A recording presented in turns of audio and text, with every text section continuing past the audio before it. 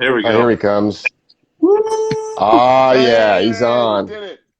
The man of the hour, the tower of power, too sweet to be sour. That's a little embarrassing. Wow. Yeah, you're good at this technology thing. Oh, yeah. Yeah. That's why when you guys were holding a recorder up and I was like, and what is that? This is It's from 1993. I'm still from before that time. Actually, Eric, when were the DRs made? I believe in the 90s. Yeah, early 90s. Yeah. I was in my 20s then, guys. Yeah, that's back when they were $30 a pop. Now they're Hey, they're $2,000. easier to use than a cell phone. That's Yeah, right. you're not kidding. Sorry Easier than about that. IG, aka Instagram. So, All right. So, hi everybody. How you all doing? So I don't know if all you guys here that are logged in have watched our video of the investigation or not. But we did. Joe and I went out to the Devil Tree, supposed Devil Tree, the locals tree. Back when we always heard about it, wanted to check it out. We're part of a paranormal investigating team, Warparty Paranormal. So we went out there, checked it out, did a little research. We found some stuff. Nothing too nuts, but it was very intriguing. Like the whole thing, the lore of it, and everything kind of pulled us to want to go back. I reached out to Keith on Facebook. He's got a Facebook page, The Devil Tree. He's done a lot of research, wrote some novels, and we started chatting back and forth a little bit. And he goes, "Hey man, I'd love to tag along if you guys ever want to go back out there." So I was like, "Hell, shit, yeah!" So Joe and I set this up, and obviously we got to bring the team leader, Eric. You know I'm going. So Eric also brought one of his friends, Jen. She's in the chat, I believe, somewhere. Caroline's Offerings. She's a psychic medium, so I thought, it would be pretty cool to film all this and put a little video out. And that's what. Amazing job, by the way. Yeah, great job. Thanks. Amazing Eric. job. Really appreciate it, guys. And it was, without all your help, we couldn't have done it. But Keith, so anybody that hasn't seen the video that's here, do you want to just give them a quick rundown of the history behind it and what draws people to it and why it's like a famous legend? yeah, absolutely. So, serial killer Gerard John Schaefer, who's probably one of the most unknown serial killers. It's probably one of the most vicious serial killers to walk the face of the earth. And I don't mean that hyperbolically. I mean that literally. This guy was mean, mean, mean. He would lure, and he always tried to kill in twos. So what he would do is he would pick up hitchhikers. He had other ways of luring people into doing the things that he wanted them to do. And the Devil Tree became a point of focus because there were bodies that were found, and it's located in Oak Hammock Park. So he did do some killing inside Oak Hammock Park.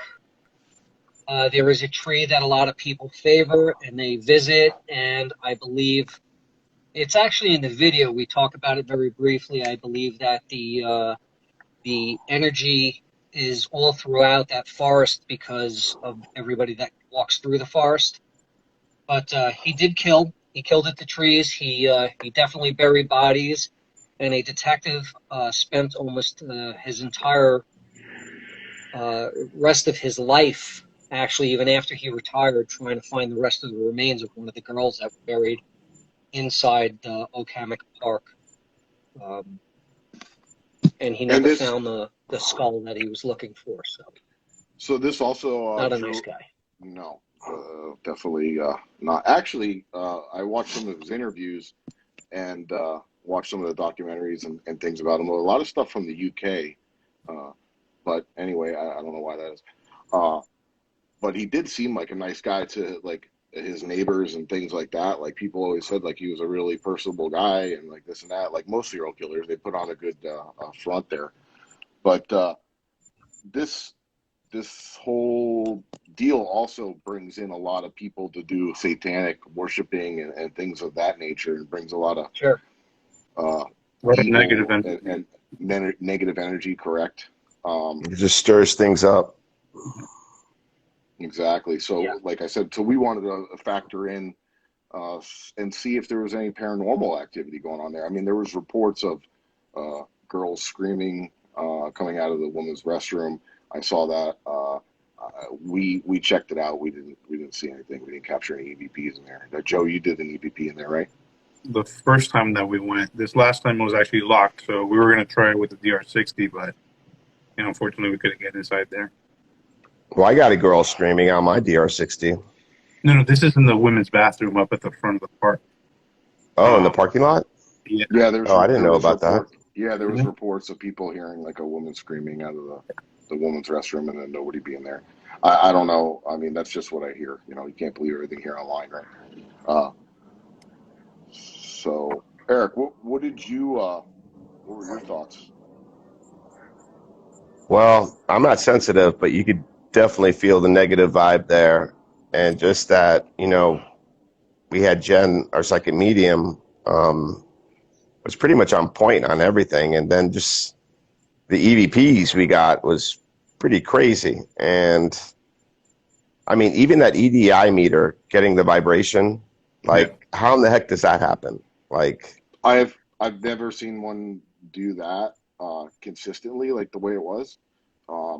I know when we do the replica schoolhouse, and the train goes by, you'll see like the one dot kind of flash as the train goes by. But that was extremely odd, and there was no wind. It wasn't like the tree was. yeah, and then the things like temperature and the pressure changed on there. I mean, it was like hot and muggy. There was like no It was wind. extremely hot. Everything was like really steady. Like nothing could have caused that unless Right. it was like something you can't explain. And And it none was. of us were near it to cause it also to go off. Like, we No. were pretty far back, maybe almost 10 feet. Like, Yeah. the camera And the Mel meter's going off too. Yeah. Mike's Mel meter and, the common one. I mean, the REM pod on the Mel meter, and then Mike's REM pod that he built, those things were going off Yeah, and the one that I built right at the tree. is not as sensitive as a regular RAM or a Mel meter. You have to be pretty close to that. Yeah. Keith, are you familiar with any of these devices? Have you ever used any of these devices before with other people, or do you have any or do anything like that? No. No, this was my first. If I could be forthright with you guys, I kind of went fishing with you guys because I was watching what you guys do, and I'm like, I'm gonna throw something out there and see if they take the bait, And they because I took wanted it. to go investigate with you They guys. took it. So no, I've never used. I've actually never seen, and I do consider you guys to be very, very professional. You guys use logic, besides the machines, the equipment and stuff that you guys use that I don't really know too much about. But if something is a natural sound, you call it out, and if something just doesn't make sense, it's called out for that as well. And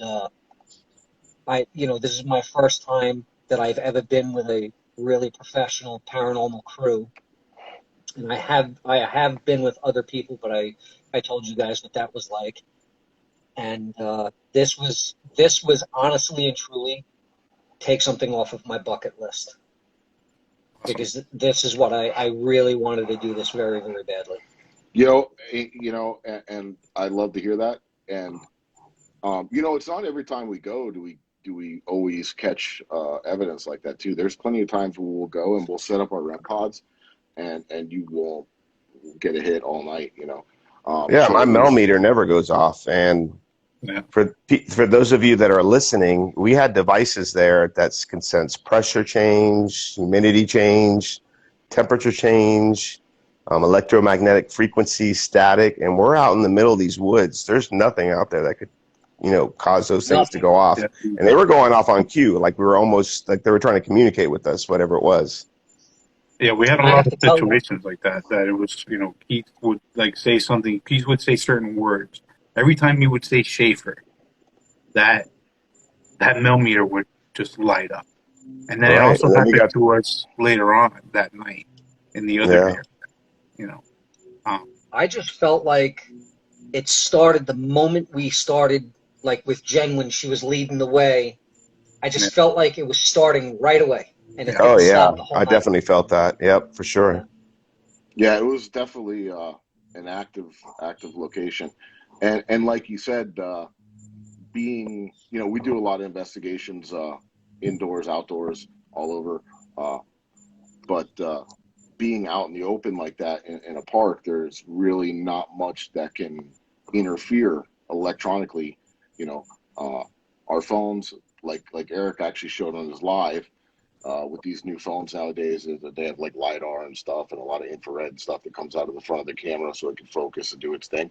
That will set off the K2 meters, the EMF, and he demonstrated that on his live. But all our phones were put away. We were filming with full spectrum camera and infrared cameras. So yeah, it was definitely an experience for sure. Um, and like I said, Jen was really spot on. Like when spot she on. said burying my treasure, she's like, I feel something like burying my treasure, and that was Yes. right when we were talking about you found what was it that you found again? It was the orange crate pieces, the metal pieces, Hmm. and she was talking about burying the treasures. And we were talking about the buried things that we would That you unearth, found. me and my friend Brandon. Yeah. And she She went was Yeah, right dead up on. to the real tree, too. She knew exactly where to go. Yeah, yeah, and that blew my mind. Like we kind of stepped back and we're like, let's see if let her lead the way. And the first time that me and Joe went out there, we were kind of just going off a picture we found online, Yeah, and like an like aerial an shot, aerial and shot. somebody's like, it's here, you know. And we were just kind of like walking around looking at her phone, and like we didn't know which path to go on. It took us a little while. She walked straight to that path, the second or third or whatever, whichever one it was, but they walked past a couple paths and turned on the one that leads to the locals Devil Tree. And she was picking up on the boys' home, too. She was Mhm. sensing boys running around, through the wooded area, which Yeah, is a whole another story. Which is that's a something that whole we other. didn't know about. Like we didn't know about that there was a boys' home built out there. We thought that was Yeah. just farmland and woods. Hmm. That's which is it's A lot of pretty there people was don't crazy. know shit that about she that. was saying that I was like, what? Like, there was so much going on that it was impossible to keep up with it, right? Oh, Because yeah, Yeah, definitely. like the because the REM pod or whatever it was going off. Jen saying things that I'm going, wait a minute, how would she know that? And then like noises and just things just going on, and it was so much, and it was, do and I you, have to tell you, probably one of the most profound things that she said to me was she didn't directly say to me. She was doing her thing, and she was talking about being tied up and hung upside down with the blood and how the blood is cleansing the ground.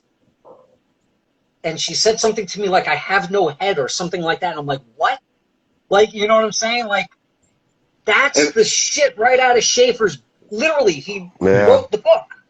yeah, I put And that that one stuff is right out of drawing. his book. It's crazy. Yeah, It was crazy. he I was watching that one interview, like I said, and at the end there, he was like kind of like giggling and laughing, like because they called him a cult leader. Like he loved to hear that. Like he was, it was kind of sick, you know. Um, but back to the paranormal stuff that we found.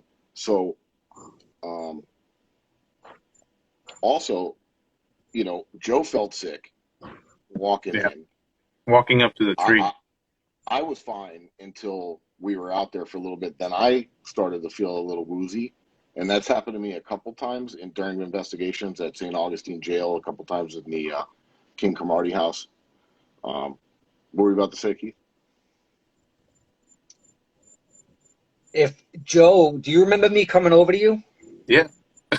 And I was saying to you, you got to go You gotta this way keep over here. going. It wasn't until I You got got to go like, this way over here. yeah, Because I got the same, twice in a row, I got the same exact thing in the same exact spot that he got. And I'm like, no, we got it back. And I was actually, honestly and truly, I was a little concerned for him. And I was like, are you all right? Are you all yeah, right? And he was like, yeah, I'm all right. I'm just not feeling good. And I said, come on, we got to back up a little bit yeah. more and go over here. Because there's like so much energy. And that's Mhm. where that thing that you guys had at the base of the tree Mhm. kept thrumming or whatever the hell it Yeah. was Yeah, doing. the EDI. It was almost like footsteps. And Yeah, Jen just it's said weird. that the spirits had a lot to say that night. She just typed that comment in. Yeah. I felt even They had a nausea at lot. one point too. Did you? Yeah. I just know I that I mean, had to walk pretty damn far up that path to like clear myself, give myself a minute, and then I was able to come back. But man, that shit, until I shook that shit off, like I was I was going downhill. So That's what it we was, live it was for, though. yeah, right. It's one of those Absolutely. personal experiences. But that was weird. Exa- That was definitely weird. We'll be going back, Um, that's for sure. Oh, damn, yeah. damn sure. Um, yeah. So But when we first got to the tree, we had temperature, pressure change at the same time.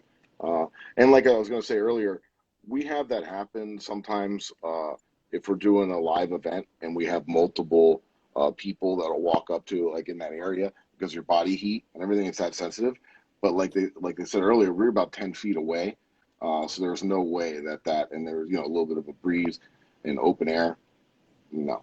So that was cool. So vibration, temperature, humidity. Then we had EMF, static, EMF, everything. yeah, Everything you can think of, it happened. yeah, EVPs everything right went. there. We got Almost some. every device, even the damn cat balls went off. And Yeah, I true. remember too, I had a full spectrum camera where the second area that we investigated, which is where the bodies were found. I had a camera out there with a REM pod and an EDI also, and that got while we were away was getting a bunch of stuff going on. Yeah, And I then think I missed it when in the video. I put a caption there, but I don't think it came through to the final. But yeah, when you see them just sitting there static, that was when we weren't there, and you can see right. the REM going off in the video. We weren't there at that time. That was when we were at the tree. Like in fact, I have several clips that were not on the video of things going on, and we just used what we could basically, like good stuff that we could say, okay, that's weird. Um, Well, but there was a point. Jen just commented, she said that it was just too much to download. She said she couldn't Yeah, keep up. She was like yeah, really intense. yeah. It was definitely intense out there. Jen, have you ever felt anything like that in any other places you've been, or anything like that intense?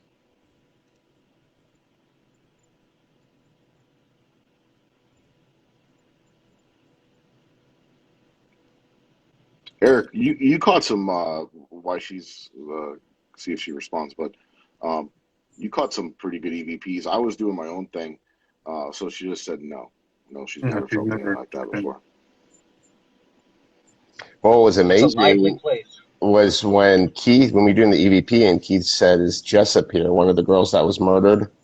And then I got that EVP that said, "I'm here." Yeah, and you had another one that said yes, but Yeah, yes, wasn't yep. wasn't Jessup Pace. Oh, that's right. and Jessup Place? was yes. Jessup They was were yes. they were Didn't the not. one say pace or something like that? Pace and help me?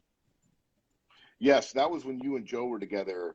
I wasn't. Right. Me and Eric were at the tree, and you two were off in another spot where you guys got that. Yeah, that was when Eric and I had walked out to the stump by where the bodies are found, and we were doing EVP out there. And even then, we were getting responses on the Oh REM pod yeah, 20, 30 feet away. we were getting We were on the EVPs path. too. Yeah, we got a bunch of EVPs, and we had REM pods going off that we would So sit there and just like listen, you on ripped point, those onto asking your questions. computer, right? Yeah, everything I have is on my computer. Um, you want to play one and see if we can hear it? If any of our guests can hear it? Yeah.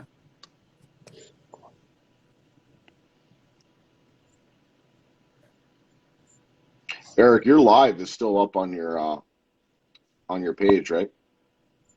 Yeah, it is.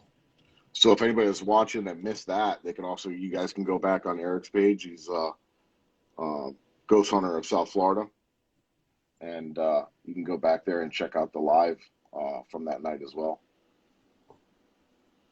Keith's lagging out. His AOL connection. I need to get another beer. It's because a couple of people joined, I think, at the same time.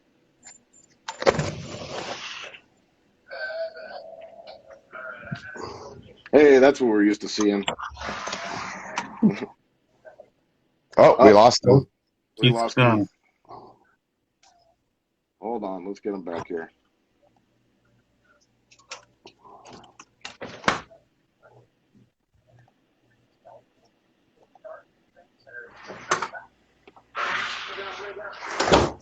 That's what Eric looks like in a live with the lights on.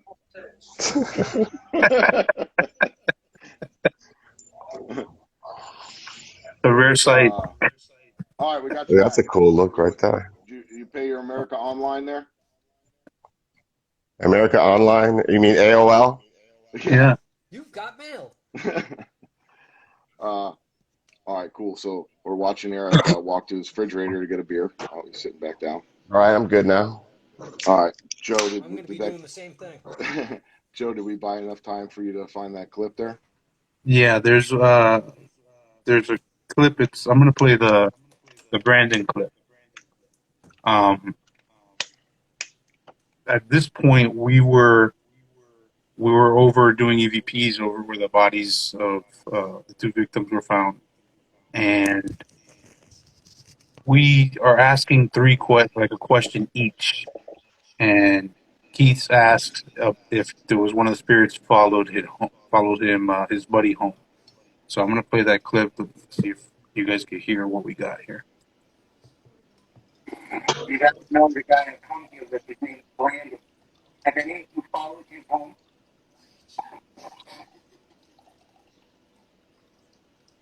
I'll play it one more time. You guys know the guy that comes here with his name Brandon. Have any of you followed him home? So right there, when it was about to, you hear like a scream. Keith was popping the top to his beer. Can, I'll play it again. Play it one more time. One more time. All right. You guys know the guy that comes here with his name Brandon. Have any of you followed him home? You hear that? I heard it. It's hard to make out. Yeah, it was mean. You could hear like a scream, like sometimes we get. That was pretty. Well, the amazing one of the night was the one that Joe got on his camera. That was. Was that your camera? I got that. Yeah. That was. Yeah, that was clear as day. Like that was like a distinct voice. Like it was like you could tell. Yeah, and that has an external mic on it, and it was sitting there. And when I found that clip, I watched a good 10 minutes of nothing. So it just happened to catch it when I was like watching it and just having it play in the background. I said, "What?" I went back, and yeah, there's nobody around. I set the camera down, like kind of facing at the tree, and I think we were like putting bug spray on, and you can hear us talk, and then we're just kind of silent, and you hear that. It says, at first I couldn't make it out. Remember I sent it to you guys on the messenger? Yeah. Yeah. I heard like worthless, and then like all four of us listened. What did it say again? You're all worthless. And that's when we first started, when we were setting up. When we were setting up, yeah, because I didn't have my camera on the tripod, so I set it down. It's amazing how those GoPros get audio all the time. Yeah, it's crazy. I mean, like to capture it like on a regular camera. Like yeah, I got in a few of those.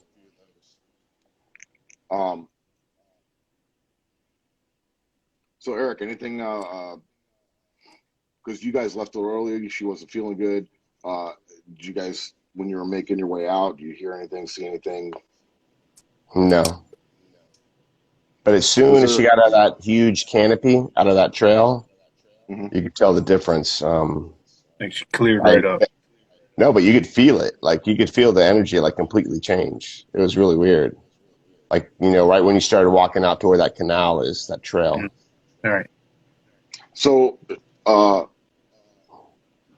Dream Pieces just asked, why would it say that we're all worthless? And my feeling behind that is whatever presence is there at the tree. I don't think they really like that Keith is writing books and bringing people out, and we're coming out there and doing all this, so they're or exposing the energy there. So Well, what's weird that's is like the whole night I sensed that whatever was there knew Keith. Yeah. me too. And that was when we were walking in. We got the Yeah, EVP and yeah. his name. We got his name a couple times. Couple of them. My camera malfunctioned at the end. Keith at the end of the night when we were back where the bodies were found, and you were using my little GoPro full spectrum cam. None of that recorded. Yeah, that's why the video was kind of short at the end there. Yeah. None of that got recorded. It malfunctioned. Yeah. I set my camera up too and did it. It shows flashing like if it was recording. And when I come back, I had nothing on the file. When we go back, we're gonna have to set up more cameras. Yeah. Yeah, And we had a putting good cameras on amount. cameras. I mean, What's that? we had 6, 7 cameras out there. Yeah, I had 3. Yeah, You I had had my 2. and Eric had And I had one one Oh, on your phone. in my phone, but yeah. yeah, we gotta like where the bodies were buried, Almost like kind of set up like a multiple perimeter. cameras there. Like Yeah. even down the trail, like a camera shooting down the trail. Well, definitely down the trail because when we were out there, Mike and I, we both looked into the trail and we saw like a figure moving from like right to left. It was like a white I did see that. mass. It was like And he's like, to "Did you see that?" I was like, "Yeah, I'm looking at that." I was like, "On the trail?" He's like, "Yep." And you just see it just That could have so been for one of the me. I nuns. was Keith has seen the nuns before yeah, maybe yeah. from the makes sense. boys' And home. And we should I would. investigate the boys' home more. Try to see what we can get there. And the Yeah, There's fake a news, lot. since the satanic rituals are done there a lot. That's where we found that weird little altar the first time, yeah, right? yeah. We found that over by those ruins, and we were, we went the first time, like we said, we were looking And we at didn't know. on Google. We Googled everything. What's the tree? Where's it at? How do we get there? What do we do? And And we just didn't read get. blogs, watched YouTube videos, different things. Yeah. And we just honestly just started walking around and just like, well, look at that. And then we found like the ruins and stuff out there. And we're checking that out. And then across the way, we found the other set of ruins. And then Mike got ahead of me. He's like, hey, you need to come over here. you know, and Yeah, here's this that's in our big first ass video. black box with like, symbols. And we're like, what the hell is this? you know, and that's the only place that we got that whole day at EVP. And Yeah, it we was like, asked this. yeah, Is if there there's anything you want anything to that tell you us? want They from got me to us, contact you guys. yeah, And they that was said the nothing. only EVP we got the whole day. And that box is like an offering, right? Because you see the book that was in there. I told you guys that I moved the box. Yeah, I didn't want to Okay. touch it. I don't like anything like Oh. dark like So that. I That one. moved the box. It's gone. I don't know where the hell it is, but I'm gonna try to find it. But inside the offerings was a sealed, like the little single things of Fireball. Mm-hmm. Fuck it, I drank it. And that night I had a fever. True story. True story. Swear to God. Now, when we looked at it, because there was a little door on the front, and like Mike cracked it open, and there was some sort of animal in there. I don't know if it was alive, dead, whatever, but we weren't gonna we, we weren't gonna fuck with it anymore as much as little as we The could. only thing Basically. that I think, because I looked at a lot of this stuff up, and the only thing that really said anything on there that had the negativity Right. is it said demon, Right. the jinn. So other than that, everything else was like, Yeah. Positive stuff. giving. I Yeah, forgot to we tell you actually, guys, but I had someone that reached out to me that went there and did an investigation, and he said he took a piece of the bark and he took it back home, and weird stuff Ate started it. happening to him. Oh, they yeah, actually eat it. that's part of one of the legends that, and correct me if I'm wrong. Like I said, this is a legend, so I don't know how true or what. This is just what we've heard. This is, there's no factual anything behind this. Is just rumors. But I guess when they were trying to cut down the tree with the chainsaw malfunctioned. The other guy grabbed his chainsaw. Same thing happened. They couldn't cut it down. They had pieces of bark that were on the chainsaw on their stuff. They got into their truck to go get another chainsaw and went back to the shop, got into an accident, and a fatal accident. So then that rumor came up: if you take a piece of the bark, you put it in somebody else's car, they'll I die in got an it. accident. But I don't know if any of that backstory is true. Keith, Who's going to test it out? Not Get it. something to go. Keith, Well, you're going to get a piece. well, I have artifacts sitting on the side of my house right now. I have shit in the trunk of my car I drive around every day. I have a piece of the orange crate in my trunk. So. Oh, you're yeah. like the So Ed Warren of the Devil's Tree. You got your own little museum. Yeah, you're not. I have bed springs from the boys' home too. Oh no So, shit. well, I have bed springs. Hey, Keith, we got to check out Hutchinson Island, what you were talking about that place. Can you tell everyone about that they didn't know that they saw in the video? So, I felt that when I asked that question, things started going a little. because So, that's you where remember Jessup was originally found, right? Jessup well, and Place were found there by Hutchinson Island. Yeah. Well, I think with my buddy Brandon, I think we actually found the tree that he was hacking the bodies apart on. So let's call that Devil Tree 3. Um, Hutchinson Island, he was killing a lot, and he was picking up a lot of hitchhikers. I do a So lot of fishing out there. I'm pretty familiar with the area. I snook fish and stuff out that way, and I wade through the mangroves on the bayside, all back through there. And I had no idea. Hey, well, Keith, if you Dream look, Pieces said she wants to hang out with you. And she said never to well, touch anything or take anything home.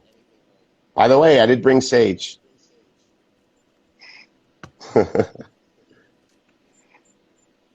I've been doing it for a while, so nothing's happened to me yet. Knock on wood. He says he already has a bunch of dark shit on him. It don't matter. Truth. Truth. Actually, Look at that comment. Raised power by my cousin. Dream Pieces. Says you guys are nuts. That's for sure. So she asked a good question a while back. We were in the middle of something, so I didn't. Well, she said that keeps the bad boy.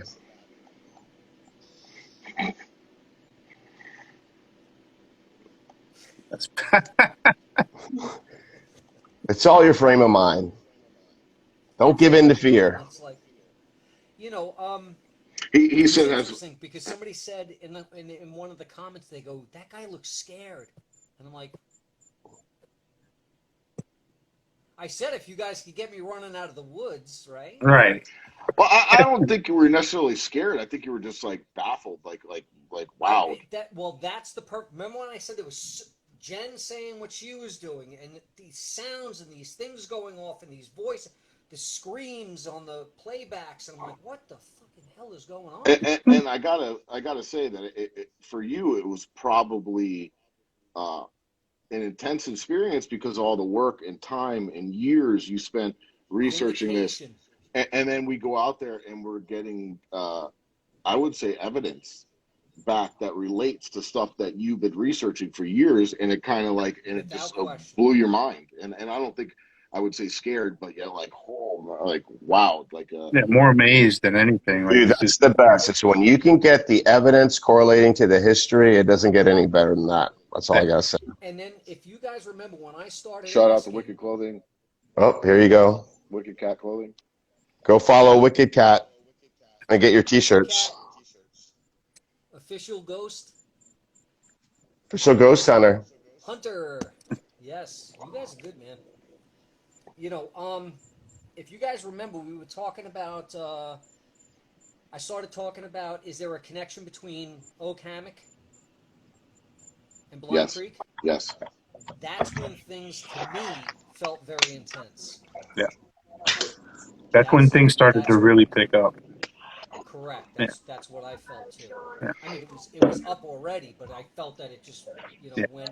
And then you guys were seeing, right, Mike and Joe, you guys were seeing this thing on the path. I Right. didn't see it. So I didn't Remember, really, you guys were like, "Did you see it?" And I'm like, and "No, I didn't see to it." be perfectly honest, I didn't see what I saw at the corner of my eye was almost like a light, like a white or a light go by, like real quick, Just, like off to the just side.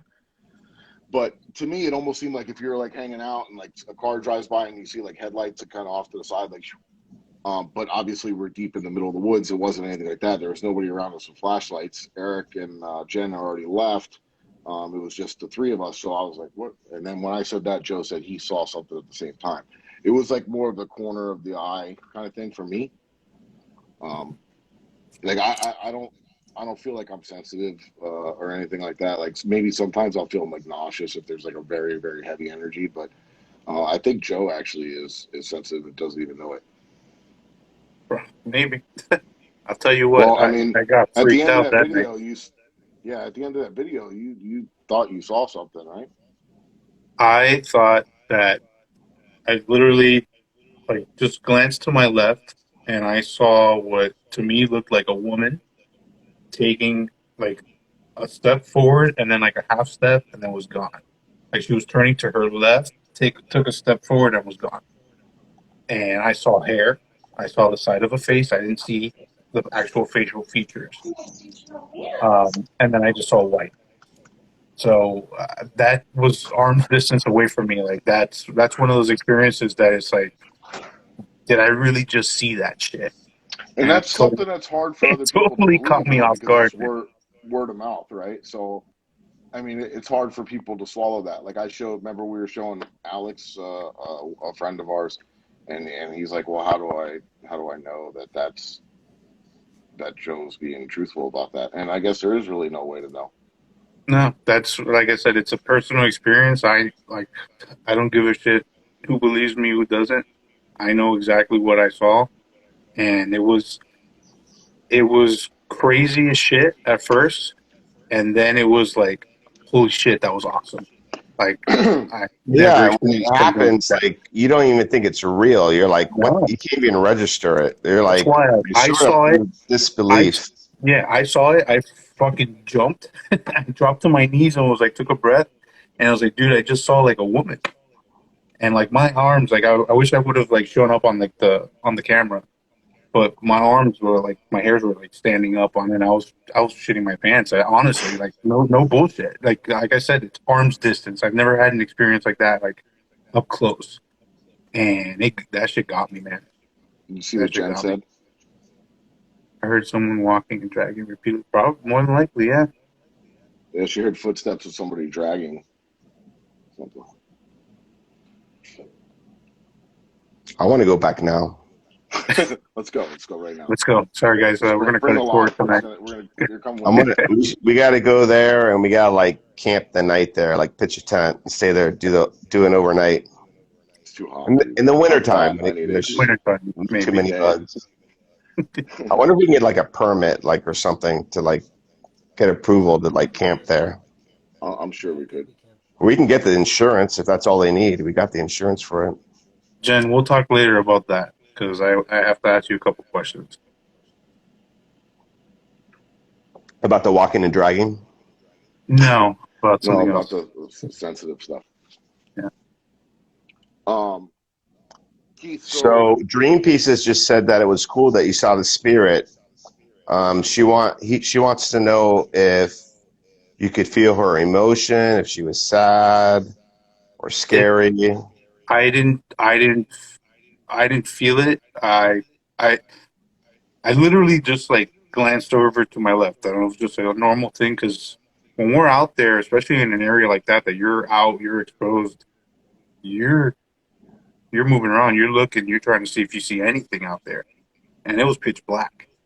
All Well, we Jen had said were you were so tapped in that you're tapped into that. yeah.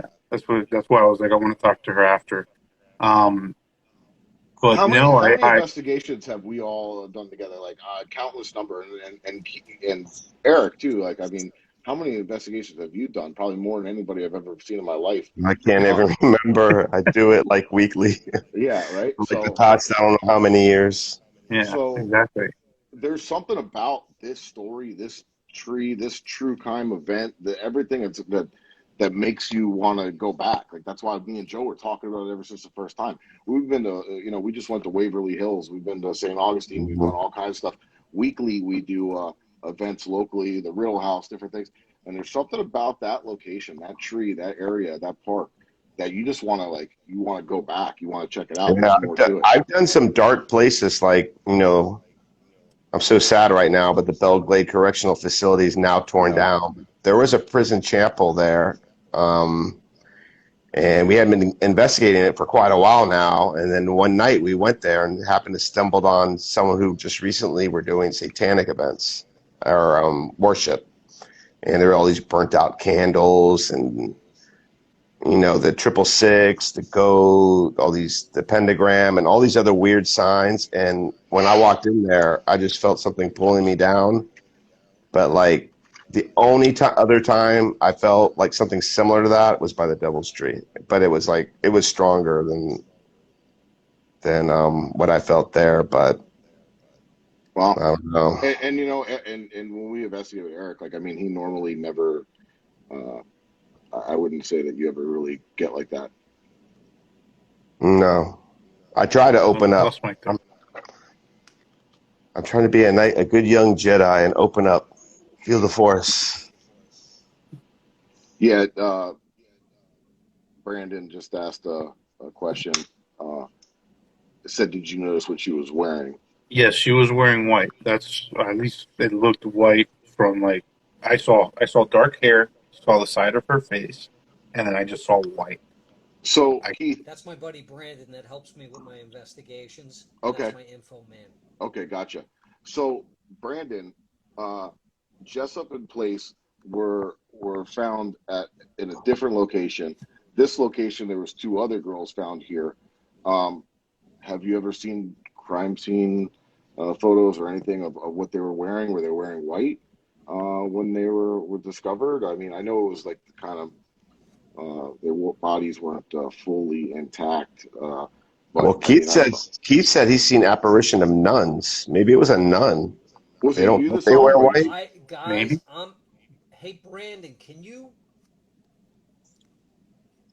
email me at keithrommel@gmail.com? Do you still have the picture of the demon that you saw, the girl? If you have that, send that to me. I'm looking for it. It's on my phone, but I can't get to it right now. I was like searching through my shit and I can't find it.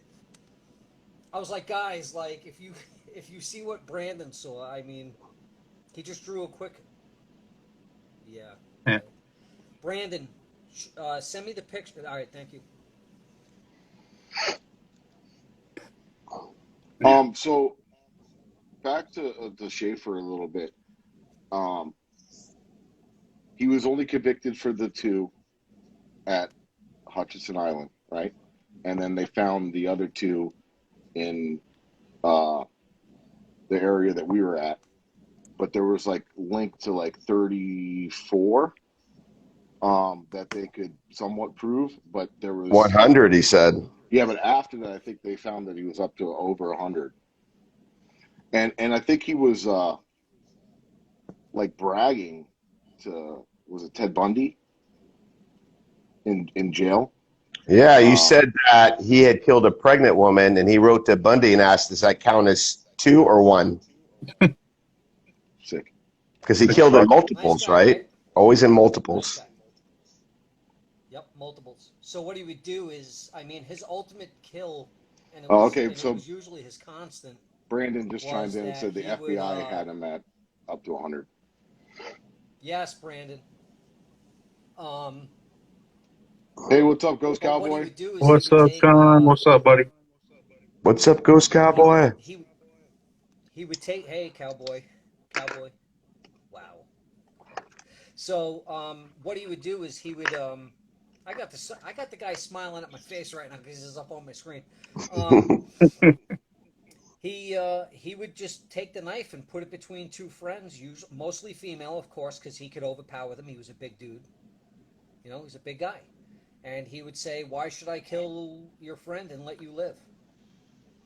And with that said, you know, he would take the knife and go back and forth. And if you think about that torment and how the grounds or how the environment is absorbing this, and now you have everybody going there. And that's why I said I get people that come at me and they go, you know, you're getting kids to, you know, come to the tree. You think if I stopped investigating, or you guys stopped investigating, or Brandon stopped investigating, that people wouldn't go there? It was a This is for legend Ghost Cowboy. far before I came. Yeah. What is that? Yeah, no, absolutely. I mean, that's crazy. I mean, there's a lot of true crime stuff on TV all the time and everything like that. So, yeah, I don't think that is But related. the crazy thing is the dude was a deputy and a teacher. How Yeah, crazy is that? He took twice a care of deputy kids. and a teacher, and he was released from being an officer in Wilton Manors, actually Broward County, for misconduct or lewd behavior or something. And then he became a teacher, and then applied to be a priest, and was turned down for unknown reasons. So yeah, he was it's pretty sick. He was definitely a demented man. And in fact, if you talk about, you know, like his, you know, the psychology of the killer, you had a FBI profiler that said that, you know, this guy basically had every single thing wrong with him that you could possibly have. Yeah, As he's a got a serial killer. And he pretty called him fat. The only thing I wouldn't do, if you remember, is I wouldn't call him fat. Right. Remember when around they were in the us. forest? I said, Is I'm that not because calling, that's the we're only thing fat I'm not gentlemen? doing. He called him a fatty. I call him fat. And fat. So And he I don't know why, but that's, you yeah, know, you're a killer. Okay, well, you're fat. Oh my God, I'm suing you. That was his he liked trigger. he liked That was his trigger, yeah. You know, because, you know, I mean, ultimately, if you want to drag back and go back into his childhood, the whole thing comes back to he was rejected by his father. I mean, it's always something like that. I read right? about that he Yeah, favored his father favored his sister. So he correct. said he wished he was a girl, and then he had resentment towards women and all this stuff because of that. Yeah, yep, absolutely. So if you think about it, though, because that was in the 70s, right? So nowadays it's way more accepted than it was in the 70s. Right. You know, in the 70s, go ahead and dress like a girl and let somebody catch you, right? So I believe 100% wholeheartedly that he was dressing as a female to be his sister, because he always sought the approval of his father. And if you think about that, what kind of split did that put into his psyche? I don't even want to say personality, because that's more of a psyche thing. Right. Right? So what sort of split did that put into him? And how demented do you have to be to have... Like, this guy had zero compassion for people. None. Sociopath. Your life was nothing. Like, if you think about it, it meant nothing to him to see gore, guts, to see your friend crying and begging for their life. Well, he probably while fed he was, off that. He loved it. He enjoyed it. sure, because Hmm. that was his energy. You know, know, if you think about it, if you have that evil in you, what is feeding you? You know, it's that negative energy and that fear. You know what I'm saying? Right. The amount of fear, and could you imagine the fear and the look in these people's face, in these girls' face, knowing that they're And not coming out alive. hauntings sometimes will derive from that when there was something very, very traumatic happened in that area. And that's a lot of times why we'll investigate those areas. Those seem to be paranormal hotspots. The looks, just so you know, for dream pieces, it wasn't the looks. It was really trying to get hitchhikers in twos. That was his main thing, to get women that were vulnerable, that he can instill his will and take advantage of. It was young. He went after the young. But Yeah, because he could easily overpower them. 16 to 20. Yes, I do, Brandon. Please. Does it? I don't know if it's going to show up on there, but I do want you to post that. I do. So guys, Brandon is my buddy, and him and I have had synchronicities and stuff, well before. I don't want to get too far down a rabbit hole of the things. Can you grab me one, please? it's a LaCroix. I don't want that. But we've had. I know. It won't load here. Brandon, can you email that to me, keithrommel@gmail.com? I'll put it up on my. Put it up on your Put it Instagram. on my computer, and I'll turn the camera around. Oh, that too. You know, Yeah. Keith, I forgot to tell you that here in Pembroke Pines, there was the Women's Broward Correctional Facility, and another serial killer was locked up there, Eileen Warnos, who picked up people hitchhiking, men, and would rob them and kill them. And she wasn't killed there. I mean, I think they moved her up to Stark. But we got some crazy stuff there. And then the weird thing is like when I started posting stuff, an inmate had messaged me saying that she was locked up with her, and she wanted to know if the place was still there, but she wanted to visit it. And she said that she was just like a complete nut job. Like she was scared to be with her. That was the serial killer that the movie Monster was based on, right? Yeah, Monster. Charisse Theron, portrayed her. And is this place still standing or no? No, it's been knocked down. They tore it down. It's a bunch of warehouses. I always wanted to go back to see if there's still, stuff going on there. But I was going there like every Saturday for like the past 4 months, and then before they tore it down because they were like in the process of it. But that place was huge. I mean, they had like this 4-story hospital in the middle and all these cell blocks, and they had a death row there, and I heard disembodied voices there. I mean, it was crazy. But it's cool that I can say that I investigated 2 locations of 2 different serial killers, so that's pretty cool. Yeah, no, for sure. That's not something you get to say every day. Yeah. I got to find a third. I got to tell you guys that remember when I said bucket list? It's because of the experiences that were going on. It was so profound, and everything that it's like you can't really absorb what's going on. And it's like what you said when people say, hey, how do I know? And this is bullshit, and they're faking it, or they're, I don't really hear that. But when you're in the moment and you're experiencing all this weird stuff, it's just not normal, right? Paranormal, not Exactly. paranormal, It's not normal. It's paranormal. Oh, real quick, I wanted to answer Chrissy. She was asking if this was in Stark.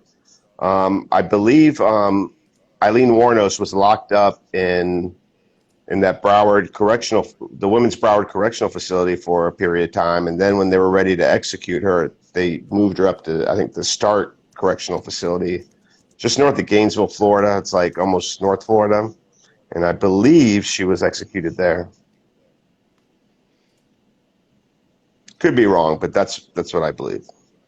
So, Keith, that's another thing, right? Like, for instance, we don't try to look into the history too much before an investigation, because I feel like some investigators and other teams have different theories on that.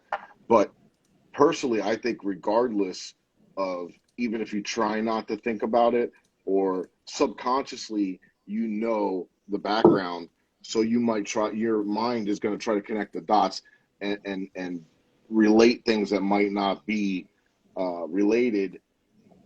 But when you go in knowing nothing and then you research afterwards and it lines up, whoa, zoom in. Hey, everybody. That was like Up almost close and paranormal. personal with Keith Rommel. He's got nose hair. Uh, I got to get a charger. That's what I was checking. He's going to the refrigerator. True. Spirit clock. so, Eric, when's our next public event? I'm pretty horrible at keeping track. Our next, well, for Warparty Paranormal, I believe it's going to be in August at Yesteryear Village. And then we have Ghostly Experience. They're having one in July at Fort Lauderdale Historical Society. And when we get close to September, more things will be popping up. And we'll be doing events all over the place. We'll be doing Yesteryear Village in West Palm Beach, Florida, which includes the infamous Riddle House that was featured on Ghost Adventures. And in Broward, we have the old Davie Schoolhouse Museum, which is extremely haunted. If you guys see my live, you can see that the past few ones I've done there, I've gotten some crazy shit. And we got History Fort Lauderdale. It's in downtown Fort Lauderdale. And then also in Miami, we have the Gold Coast Railroad Museum, and I'm working on one more event, which is going to be the Mecca for Miami, and that's the Deering Estate, which I've investigated there many a times, and it's considered one of the most haunted places in Miami. So stay tuned for that, but I'm working on it. Hopefully around Halloween time. Yeah, Deering Estate was looking the forward first to it. place I ever actually investigated, and it was even back then. That was damn near 10 years ago. And that night, I don't know how many EVPs we got. Kids downstairs. It's a really cool place. Yeah, Ghost Cowboy, come on down, man. Anytime. We'll do something on the side with you if you come down. We'll make it happen. And I want to get the Cape Florida Lighthouse in Key Biscayne, Miami. Yeah. We've done events there. There's a lot of lighthouses. Yeah, and actually that lighthouse is the oldest lighthouse in Florida, and it was attacked by Seminole Indians. And I gotten some pretty crazy stuff there. And one interesting fact about that place, it's the official, the western tip of the Marina Triangle. The marker is right by that lighthouse. So I don't know if that causes paranormal activity, but there's a whole bunch of things going on there, including Tequesta Indians going back to thousands of years ago. To people even dumping, their loved ones' ashes right out there by the water. Mm-hmm. So, yeah, and I used to, like I said, I used to work on boats and stuff. That was a pretty common thing that we used to do. We used to do burials at sea a lot. Yep. And then, Mike, we were talking about the marina where they got that apparition on the security cam over there, Marina Mile in Fort Lauderdale. I talked to one of our teammates, JP, about that. He's also in the same industry, and I know the marina it's at. It's a tough one. The security is pretty difficult, even on a regular day basis. But I could probably talk to him about letting us come in there. And another one would be the Hollywood Beach Resort. Al Capone had stayed there, and that place is supposed to be very haunted. So hopefully we can start to get something going on in there too. Yeah, he had a penthouse there, and then I think on the second floor, some of his crew murdered some working women there. So yeah, that's another spot. So Keith's back from his beer run. Keith, have you? So I know you have like 15 different novels out there. You told me, right? Um, and there anything else? Any other things that are Florida related stuff, or paranormal, or oddities, or anything? No, I mean, generally speaking, I write psychological suspense, kind of like the Sixth Sense sort of things. And believe it or not, the Devil Tree was a break for me because, and this is where things get a little interesting. A novel, my first one, The Cursed Man. It's a movie. It's still, they're still hanging on to. I don't know what Hollywood does. They're a different breed. So with that said, I write very, very deep psychological thrillers, mind benders, and it's really exhausting. I've written 6 in the series, and right in the middle of the writing of the series, somebody had invited me to the Devil Tree, and I had never heard of it. So that person canceled on me, and I ended up going to the Devil Tree by myself. And I met with the paranormal group, and the paranormal group told me, be very careful because, you're going to keep going back. You're going to keep wanting to go back, and the want to go back is going to be very, very strong. And what ended up happening to me is I kept going back, I kept going back, I kept going back, and then I started seeing shadow people. I started seeing demonic entities. And then I started writing a book. This is before or Really after put the things into fireball? perspective. This is where it gets interesting. A novel takes me now about a year to write, but my first one took me 5, my second one took me 2. Now I average about a year for a novel. When I wrote the Devil Tree novel, I wrote that in 30 days. Wow. 30 days. So if that's not an obsession of something going on, I don't know what is. And then I wrote a second one, and then I was warned by these people to be very, very careful because it's actually, you're always being called back. And if you look at the title of the second Devil Tree book, it's called The Devil Tree, The Calling. And I named that off specifically of a paranormal investigator that had warned me and said, don't keep going back because you're gonna bring home something negative. You're gonna, nothing good comes from this. And they ultimately blamed the Treasure Coast Paranormal Society. Ultimately blamed the Devil Tree for the breakup of their team because they were fighting, they were provoking while they were there, and they warned me not to provoke.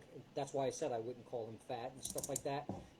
There's certain things I'm willing to do. I'm definitely not willing to do anything Indian, American Indian. I don't go near that stuff. There's a lot of that everywhere. Well, has anything negative happened to you since you've been going there? Say that one more time. Well, you've been going there many times. Has anything negative gone home with you? Not with me, but I'm going to show you guys something. Because Brandon's little drawing came through, so I hope I do you justice here, Brandon. I don't think that I can bring home an attachment. I just don't. I'm probably naive, but that's the way that my mind works. I'm the same way too. And I think it's all a frame of mind. If you feel that way, my mind is closed. I feel like if you are direct and you understand and we'll say that like a lot of times at the end of the investigation, you know what, you stay here, you cannot follow me home, and you're direct. You feel and you know that they know that you're not scared. I feel like anything would feed off your the fear. If we go in there and you're not fearing it, you're presenting yourself and saying, I'm here to do this and communicate, blah blah blah. I think a lot of times that that will help, so you don't have that problem. That's the first thing.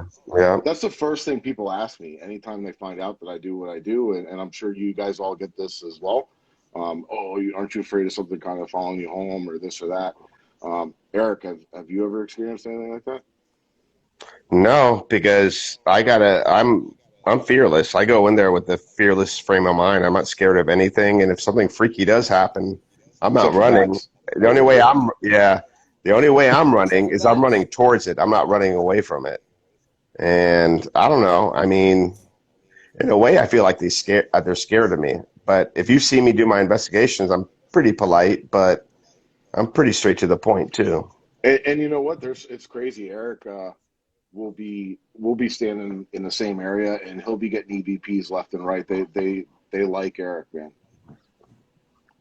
He's got a good Yeah, I don't connection. know So why, but I got a I pretty mean, good either. connection with them.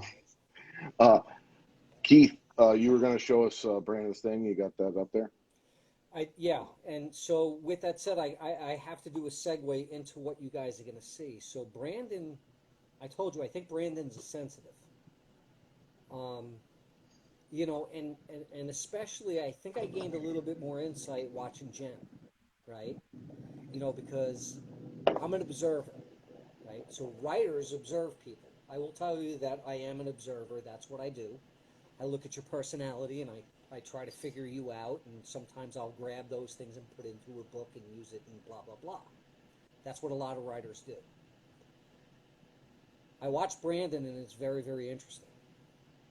Aside from the synchronicities, he'll just walk into an area and the goose, you know, he'll get the goose on his arms and, you know, he doesn't feel right. He gets a certain look in his eyes. And it was interesting because when him and I went to Blind Creek Beach, he was testing me. I don't know if I told you guys this, but we were standing at the tree, what I'm going to call the Devil Tree 3. We were standing there, and I was getting angry. And Brandon's not a small dude. He's a big guy. And he looked at me and he's like, you know, I can't remember his exact words, so I'm going to ad-lib a little bit. And he was basically like, you know, like, hey, you want to get out of here? Like, I'm like, yeah, we need to get out of here now. And I had a feeling, and I am not like this, but I had a feeling like I wanted to punch him. It was weird. It was freaking weird. It was very weird. And then when we started getting away from that area, I started feeling Less like aggression. it started to go away, you know. But that I will tell you, him and I went there the last time that we went there. We spent about 45 minutes, and we went to the quote unquote the third Devil Tree, and when I started feeling like that, that ruined the rest of my day because I couldn't get past that. Even though like it started to alleviate, I still kept going. You know, I still kept. It was like irritating me, so I wanted to get out of the forest. I wanted to get out of there. I needed to get out. Well, that's what it was trying to But do. yeah, and then with that said, at Oak Hammock Park, Brandon explained something that he saw to me in his home, and he explained it to me. And again, Brandon, if I'm not doing this correctly, throw your comments in there. He explained it to me as a triangle, and he was laying in bed, and the triangle was kind of flopping towards him. And if you think about it, if you kind of flip a triangle, first of all, to me, the triangle is a mocking of the Trinity. So if you're taking a triangle and you're flipping it, it's very unorthodox on how it's going to make its way to you. And then he said that this thing came out of this triangle, and it kind of almost blew up like a balloon, I guess. I hope that's the right expression. And this is what he saw.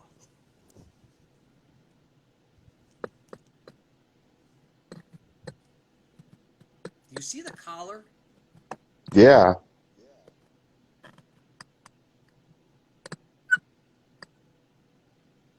That's like So old period dress, like maybe what, very old period. 1920s, early 1900s, maybe before And that. and Joe was saying that I'm telling you, when Joe said to me, I saw the side of her hair, but I didn't see her face. This is what I thought of right here. I'm like, I'm getting like fucking goosebumps right now. Like, honestly, like fucking just thinking about that. That's literally what I thought of, Joe, when you were saying that. And he has 3 scratch marks across his headboard too, at his home. Will Brandon never go back? Oh, he goes back all the time. We got to bring him. He'll be a good trigger object. I would. I We'll hang actually cat was balls speaking off to of him him. Yeah. about that, and he said he would go. All right, awesome. So, but Hold on. She had strawberry blonde colored hair that looked Who dirty. said? Who said that? Brandon. Oh, okay. Joe. Yeah, Could you like what I make saw was, I mean, it was like again, Like it was black and white. it was pitch black out there. You know, all I had was, you know, from my glance, and I could see like, you know, once your eyes adjust to the darkness, and you can start seeing like shapes and stuff. What I saw was just like a dark colored hair. I don't know if it was black. I don't know if it was brown. I don't know if it was dirty blonde. It wasn't a bat. It wasn't a bat. There would have been a big fucking bat. I'll tell you that much. Keith, did you see that video of the bat from you Waverly guys Hills? showed me. Yeah, that's pretty funny. Guys, Ghost Cowboy just said my mini REM. Yeah, that went off as well. I didn't really capture it that great on camera, but yeah, that guy went off as well. I think every device we had out there Every went off. device out there hit. Every device went Yeah. off. Everything hit. We got EVPs on damn near every recorder we had going out there. Even the camera got an EVP. The Yeah, best The EVP of camera the got night. EVPs. My camera that was out by where the bodies were, where I saw what I saw, that has a couple EVPs that were picked up as well. We got something pretty much every minute that we were there, you know. But it's No, you know, it was steady. Yeah. Things were just popping up. just popping up, and then we take a break and like talk and bullshit, and stuff is still going on, and we're like, Jesus. yeah, no, for sure. And Keith, let's go Saturday. What are you doing Saturday? I'm always ready to go. Let's go. I'm going. I want to go back. we need to I'm go. always ready to go. We need to go check out See you. I another told you guys area I'm going to too. quit my job and go somewhere with you. Right? That's the idea, right? That's the dream. That's the dream. Keith, we got to take you to our other places to give you inspiration for another book. Brandon Yeah, said, no, right? for sure. You know what? I would love for you guys to take me to a place, not tell me where you're taking me, and use me as the dummy that you leave in some room, and see if you can get me out of there. I mean that. I really want to experience something that, like, I got to get the fuck out of here now. Boo! And I got to run. Like, that's what I want. It's like, and the things that we were experiencing at Oak Hammock it was fantastic. And it was like, I called Brandon right after, and I said, Brandon, like, I can't even get you to understand. You know, it's like one thing, I always say it's one thing to hear about it, it's something else entirely different to experience it. Mm-hmm.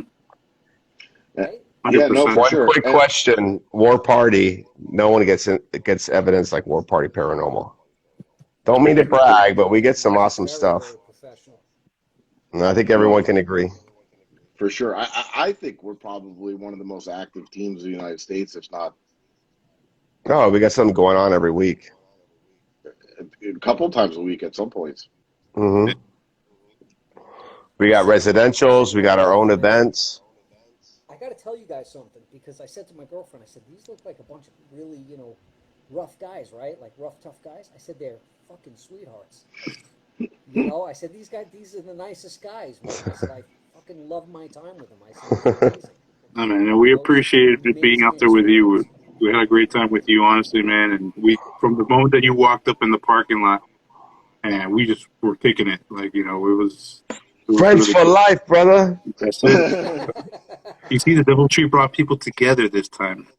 Yeah, you see, it worked as a good. Exactly. There's some good involved here. And just for a little behind the scenes, that we never met Keith before that day. We talked online, and we were BSing, and I happened to be screwing around with the drone when he was walking in, and I'm like, oh shit, I think that's him. And I dropped the drone, and I was like following him out, and I'm like, I hope that's him. If not, I'm fucking filming some dude walking into a park. But it actually came out really cool, where you looked like a badass, looked like a rock star walking in the video Right in the in that beginning. motherfucker. That was great. That was cool, right? And I remembered the drone from your previous footage, so I'm like, there's their drone. Yeah. You guys are definitely a very, very professional team. Until I slapped And it I would into be my truck. delighted if you guys went somewhere, out. I still want to do the Devil Tree, but if you guys were going somewhere else and it's like it's haunted as hell, take me Weekly. and make me your trigger object or whatever. Put No, me in the absolutely. room and say, "Good luck, dummy," and Well, I'll be like, "Okay." Eric's the. Well, we got a couple of cool team leader, cemeteries so. that are pretty active in Jupiter. Let's go. Yeah. I worked out in Jupiter. Yeah, we Good. got a Actually, we got to take Keith to Ortona. There is like shadow figures just crawling all over the place. It's crazy. And Mike's never been there either. I haven't. It's this old cemetery in LOL. Yeah, Jen too. it's this old cemetery in Moorhaven, and it's surrounded by Indian burial mounds, and there's some crazy stuff there. It's like an old cemetery, very eclectic. I'd like to go.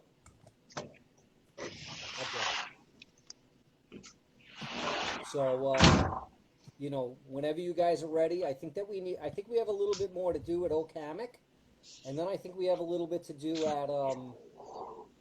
At Blind Creek. the beach. I definitely want to hit Okamic, especially now knowing more what we know.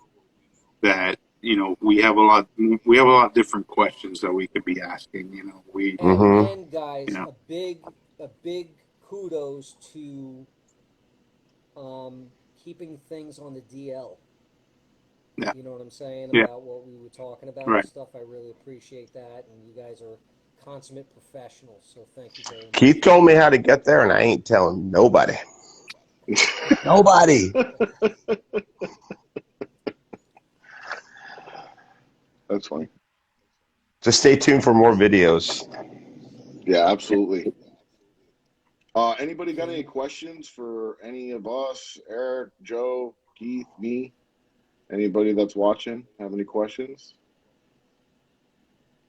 Sean, I saw your comment earlier. Letchworth was freaking awesome, and I cannot wait to go back there. That place was probably top we 5. definitely got to do like a team trip to visit Sean. And Yeah. Sean, you got to come down here for sure. We're waiting for you. Yeah, man. Well, Dream We Pieces. got Ghost and Mojitos here. Who's Dream Pieces? Who is that? She's one of our followers. She follows our investigations videos. Oh, Dream Pieces. I think she's been to one of our events. I believe so. What was that?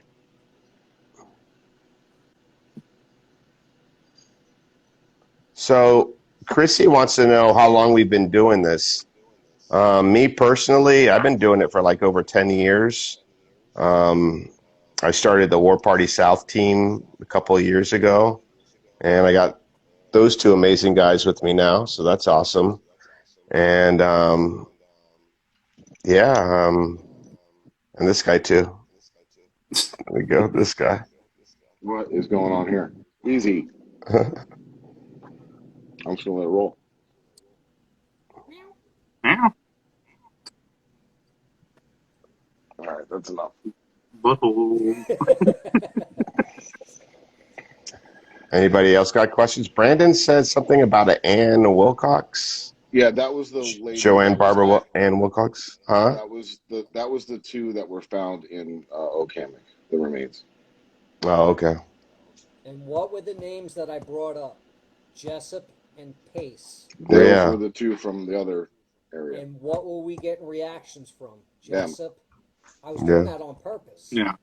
Yeah, because remember the other night I was like, things on purpose. I was trying to get reactions and wondering whether or not that there's a connection through these things that we've put together and things that Brandon's put together. And boy, did you get a reaction! We did. Those screams. Did that scream come out when I said Schaefer and that thing screamed over my voice? the only one that he played earlier. Black hair. But it's really hard to hear. Yeah, Brandon. Being from a recorder onto a computer, from a computer onto the phone through the live, it's very difficult to hear. Okay, that thing was crazy. Yeah, That was Yeah, wild. that thing was it was loud as shit too. Like it Yeah, was that's big. what I'm saying. It was Yeah, fucking. I said Schaefer, and the thing was like rah, yeah. over my voice, and I was like, "What the fuck was Well, we that?" got Schaefer on EVP, like the name Schaefer, a few times that night. Um, It said Joe. I remember. Didn't it say you guys' names too? it said our names at one point. It said your name early on. When we were halfway there, Eric pulled out the DR60 and we did an EVP session right in the middle of the path. And it was, Eric introduced all of us, and he's like, "And you know Keith." And the response we got back was Keith or Hi Keith. Like I put it on my editing software, and raise the volume, and I think I hear Hi Keith, like saying, singling you out. But definitely Keith. Okay. Like we all heard Keith Yeah. together at that point. Um, Well, from but my experience, like all the locations I've been to repeatedly, I get to the point where like they know me, like the spirits there, and I always get my name called out, like either on a recorder, or even on the spirit box. So I think they know you, so they said your name right off the bat. right. But yeah, and I then need to like start going there more often so I can get my name called out there. where what house is that? The Walsh Cromartie? house, Cromartie house, Oh, the Veely House and at the Ely Old Age house. School Museum. Yeah, I always get Mike. I even had Mike on the Ovulus, Spirit box. a Oh yeah, the spirit box, Ovulus. Ovulus, Yeah, that's right. Yeah. EVP. I've had my name said on almost every device that the ITC device that we've used in there. There, Gold Coast Railroad Museum, you got your name called Yeah, out on the through a portal. portal. You Yeah. know, um, Gold Coast is really cool. it's That's a another really cool awesome experience. We're gonna be doing a Probably, lockdown there soon. Keith, you're going. yeah, it's a little I'm bit of a coming. hike for you, but Yeah. it's worth it. Yeah, it's overnight. You can sleep on the train. They got little beds, like little It's got little power. suites inside there. I'm luggage size. You guys met me. Carry on. Um, he's the gonna sleep over here. no, that's a really So cool what spot. is It she gold. saying? What? So Dream Pieces is saying, "Tell me, Keith, please, what?" She wants to know where the missed tree what? is. That tree. Oh, No, Well, Oak Hammock. Start there, there you go. and then when you graduate from the locals tree, then I can maybe bring you where the guys in general. Maybe she can go find it and take a picture, and then she'll show it to you. I would love that. That would be amazing. All right, so just got a question about the spirit box. Uh, yeah, no, we've got some pretty good stuff out of the spirit box. It's definitely harder to do in a more residential area because you get a lot of interference. Uh, but using a portal with it definitely helps. I don't know if you even know what the hell I just said, Keith. So a spirit box is a it's a radio with a hacked tuner. radio. It's just an AM FM radio with a tuner basically taken out of it, so it sweeps FM channels. Remember, like we were doing at the end there. Mm-hmm. Exactly. Yeah, it'll So sweep through the channels automatically. So there's a device that we use also. They call it a portal. But basically all it does is clean up the audio and takes that white noise out of it. It's big and bulky, so we couldn't bring it out to where we were going. But it's pretty amazing. It cuts all that white noise out, and you could And just it's a hear the. guitar. It's basically a guitar amp. And remember when we were at Old Davy Schoolhouse, and we were sitting in front of the porch at the Veely house, and Tim was messing with this portal box because he put a new Yeah. guitar pedal on Yeah. it. The other night we How put many the times did it say out my name? nonstop. How crazy is that? We were Like testing. Eric, like We were testing out a piece that we were going to add to it for a test to kind of cut out more noise, and we kept getting Eric's name called through it. See, Eric, Mike, Joe, let me tell you this. You guys have been doing this for obviously a period of time. So when you break somebody's cherry, Now you're hooked. thank you. you're All hooked. three of you had me. Now you feel me. I feel you, man. But it's like, and I need to convey this because it's important. And again, it's you guys are used to hearing that. The first time that you guys played back, and that thing is screaming over my voice. You know what I'm saying? It's not fear. It's like, what the fuck? You know what I'm Yeah. saying? It's almost like, wait, like my logical mind is trying to figure out what it is. What am I experiencing? What is happening? Yeah, you can't compute that in your head. Right. Yeah. So, like, again, you guys are used to hearing this. So, for me to throw that out to get people to understand that that's the first time you experience something like that, it's my bucket list. Make me run out of a room, guys. Take me somewhere. Get me scared. I want to run out of a room as long as you don't make it fake. Make it real. I don't think you guys would ever make it fake. I was gonna say, you saw us firsthand, dude. You know that we're got- bullshitting I know nothing that out for there. sure, but I'm ready. I'm ready. Put me. There's in the been room times or where we've whatever it is, debunked and then our tell me what own it is stuff. that I'm supposed to, know, and I won't look it up, and don't even tell me, and I'll go. Yeah, I think you should come to Gold Coast. I think you would like that. That's a really cool spot. There's multiple old trains that have been retired. That Awesome. there's a Well, California. let me tell you the whole history about the place. This goes back into the 1950s. It used to be a naval base, and they had these huge hangars where they would store the blimps, the naval blimps, and they could hold like 4 blimps. And then a hurricane came by, and one of the hangars caught on fire, and the whole place blew up. I don't know if there were any deaths there, but I've gotten like residuals, like people screaming. And not only just that, but like now it's, the train museum, but all these little train cars are like all historical cars. We have the Ferdinand Magellan, which is a presidential cart that Ronald Reagan, President Truman, Roosevelt, even Winston Churchill I rode in. We have cars that were involved in segregation. We have cars that it's like a double decker, and like every single car has their own personality. It's really weird. That's cool. And then there's a story. They had this hobby room where they had, the train model cars, and it's like a whole little town like someone built. Well, the person that built it donated it to the Railroad Museum, but the rumor is that on his deathbed, he wanted them back, and they kept them. And we get this guy like angry in this one room to the point where like it's pretty freaky. Like Ernesto was with me. He's one of our team members, and after a while, he's like, "I need to get out of here. I can't stay in this building anymore." That's a freaky place. That room right there. That's where you need to put me, in that room. And we've gotten EVPs. I even got a thermal on my thermal camera, like in one of the cars outside, where I see a figure walking through the windows on my thermal camera. And we even got another one with like an animal, like this oversized dog on my thermal. And I would have seen that, and there was nothing like that. What the hell would that be? I don't know. And you know what, Eric? I was looking at that video again the other day, and you had the crosshair temperature on, and it was cold that night. I wasn't there with you. I was just going through some of your footage. It got down to the 50s. Yeah, so it was in the 50s, right?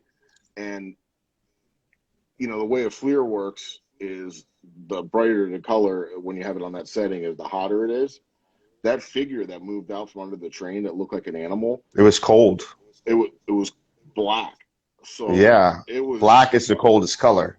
Exactly. So if it was 50 degrees and it was red, whatever that was 30. No, if it was an animal, it would have been bright red because it would be producing heat, but it was cold. Exactly. Yeah. Exactly.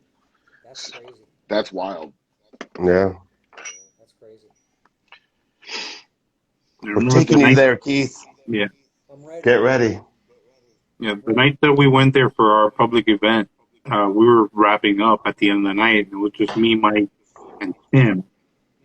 And I remember like we were standing over, like they have these picnic tables towards the front, right by the Zephyr, and we're right next to the Ferdinand Magellan.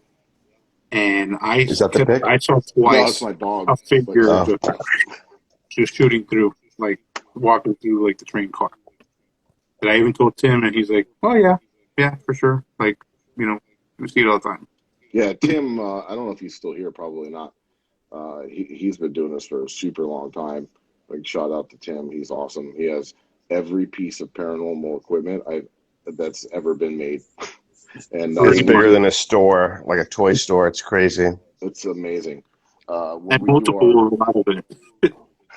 when we do our events, he'll lay all his stuff out to show everybody and go over it and everything. It's definitely Well, cool to speaking of see. my name getting called out at Gold Coast, I even was in one of the cars and we had the spirit box running.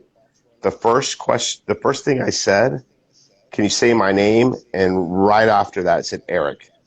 Like how? Like what is that? Like how random is that? Yeah, I got no, it. that's I got wild. it posted on my page. I mean, that's how I got into this Instagram. I mean, I just like to share my evidence and show people there's like real stuff that's out there. And that's why we try to, we do the lives, like Eric will do the lives and stuff to kind of see that there is nobody behind the scenes manipulating anything. Exactly. You see me And put that press record, put down the recorder, let it go, and then I pick it up, turn it off. You see, there's no magic, there's no gimmicks, there's nothing going on there. No, we tell you straight up, like if you get close with the camera on towards this device, it's gonna make it go off. So that's why we make it a point to stand back, Right. away from it, give it enough berth that like if I like something's how gonna happen, it's a legit, incident. like Eric will say, like said that he'll do that too. Like he said, he'll take the recorder and set it down and remove his hands, ask the question, and then pick it up. And it's their voice activated. So sometimes if people are holding it in their hand, you're moving around, your thumbs scratching or sliding against it, you can manipulate it. So the way he sets it down like that and backs up as an EVP I don't session. hold it in my hand. I lay it down. If you You'll look never in the see me hold it. video, if you look at our video, the video we made, he sets it on his tripod when we're walking through the thing. Mm-hmm. So there's nowhere for any kind of contamination. And there's also times like our videos and stuff are kind of like fishing videos in a way. You're out there 8 hours and we're just gonna put the best clips in because it'll get pretty boring sometimes in the middle. It's fun for us because we're there, but watching it's like kind of like watching golf. I would say until you get to the highlights. So there's a lot of But times. Keith, I mean, you see us like right off the bat, we're getting stuff. No, what I'm getting at is like a lot of times, sometimes we don't get stuff though too. Oh yeah. So, I mean, it's not like every time for people that don't know and people that aren't doing this, not every time you play back a DR60 will you hear something. So it's not defective. Oh yeah, definitely. There's places we'll go and they'll do a recording and you play it back and you're like, okay, nothing here. Let's move on. So, I mean, it's not like the thing's defective. Well, there's a couple times we played it back and you were there and we didn't catch anything that particular time. Quick shout out to my boy Bobby in California, Southern California, Paranormal. I can't remember, but shout out to him. And one thing I want to give a shout out. What's his face? Well, I want to give a shout out, and you guys are going to give a shout out with me. Is Daniel from Dantex 1973. That dude is like the most supportive dude. He's always posting our stuff.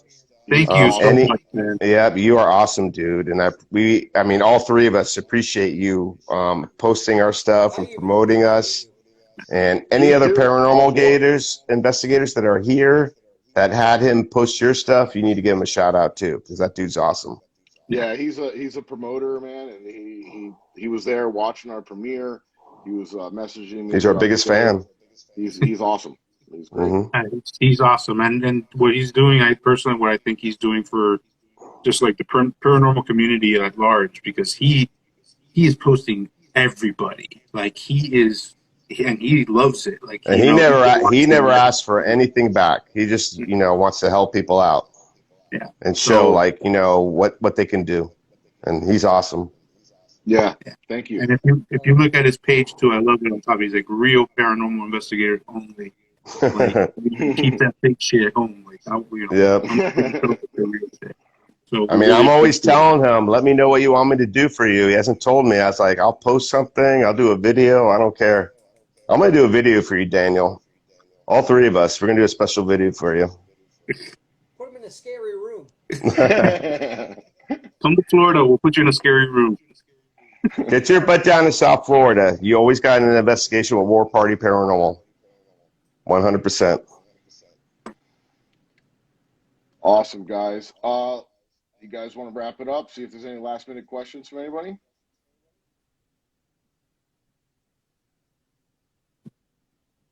Shout out to Zaire who's watching. He showed up at one of our Univision filmings. We do TV for the Latin television network, Univision. They're like the biggest Latin network in the world. And Zaire came out and hung out with us. So he's another awesome fan. I want to give a shout out to him. He's on here right now. Thanks, Brandon. Appreciate it. You guys will love him. He's a great guy. Well, you got to come out for the next one, man. Yeah, you guys come out. Zaire's and Port St. Lucie. We got to bring that dude to the Devil's Tree. I don't know if he'll go, though. Yeah, I think what works, too, about our team, even though we're so big, we just have, like, a really good chemistry. Everybody works real well together. We all have, like, the same intentions, the same goals, like, and you know, and everybody's cool as shit. No.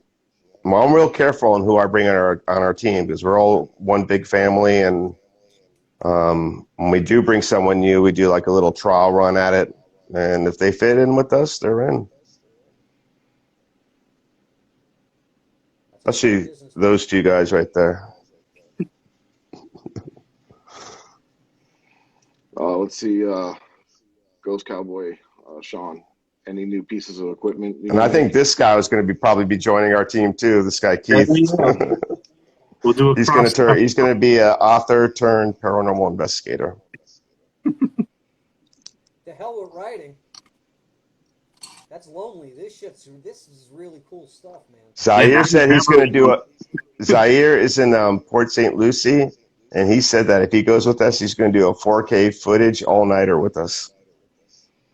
Is anybody willing to do a Ouija board with me? I've done a Ouija board before. It's no different than communicating with spirit box, recorder.